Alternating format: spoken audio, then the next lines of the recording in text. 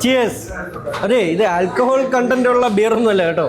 നമ്മൾ ഹാരി പോട്ടറിലൊക്കെ ഉള്ള അതേ ബിയർ തന്നെയാണ്, ബട്ടർ ബിയർ.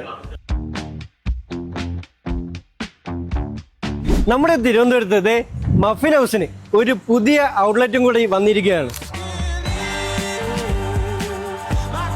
ഇവിടെ ഒരു ഹൈലൈറ്റ് സാധനം ഉണ്ട് കേട്ടോ, ആലിസ് ഇൻ വണ്ടർലാൻഡ്. ഒരു 4-5 പേർക്ക് സുഖമായിട്ട് കഴിക്കും. അതിൽ കാരമൽ സോസൊക്കെ ഒഴിച്ച് നിങ്ങളൊന്ന് മസ്റ്റായിട്ട് അത് ട്രൈ ചെയ്തിരിക്കണം. പിന്നെ വന്നത് ഇവിടെ ബാലി സാബിൾ.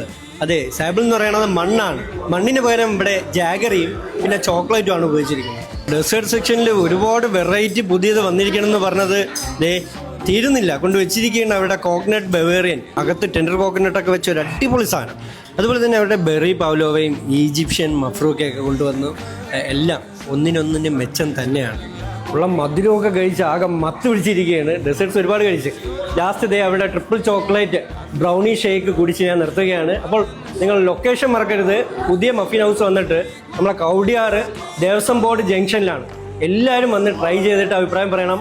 തിരുവനന്തപുരം കിഡിലോൾസ്കി.